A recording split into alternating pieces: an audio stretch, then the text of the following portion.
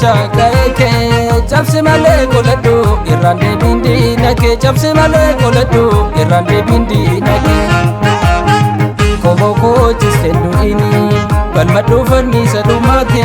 bilisumman ni dufa indebi imbodetti wala bumman ni dufa indebi indubatti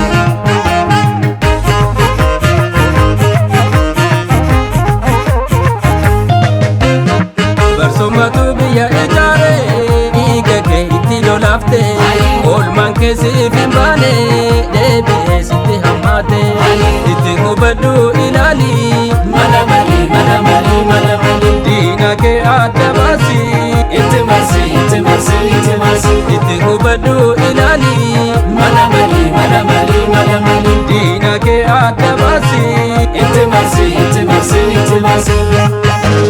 akka jaalali falmadhu malee tolika akka elemo falmadhu malee tolika akka taddasa falmadhu malee tolika akka waaqotti falmadhu malee tolika akka abdisa falmadhu malee tolika akka aliyyi falmadhu malee tolika akka warqitu falmadhu malee tolika akka jaalatti falmadhu malee tolika falmadhu malee biyya falmadhu malee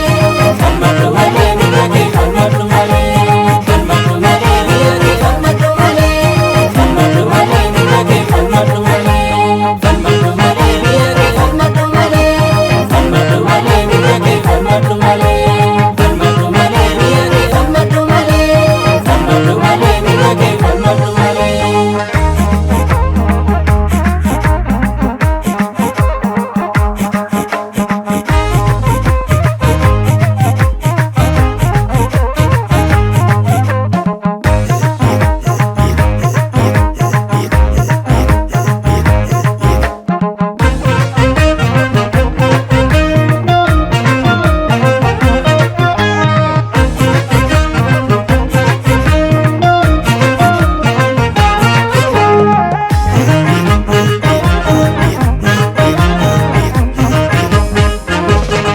alagambala simfallu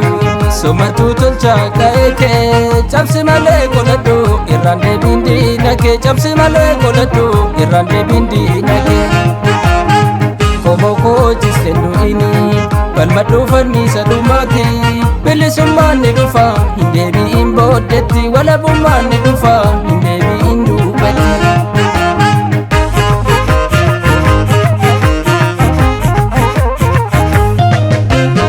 gootummaa fi hayyummaani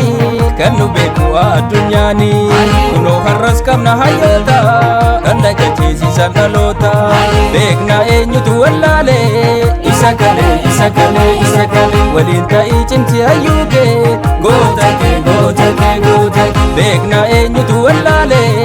isa galee isa galee isa galee waliin ta'ii cimsi hayyuuke goota kee goota kee goota kee akka jaalmarroo falmadhu malee tolika akka eebbisa falmadhu malee tolika akka hajaaluu falmadhu malee tolika akka jawaarii falmadhu malee tolika akka baqqalaa falmadhu malee tolika akka mararaa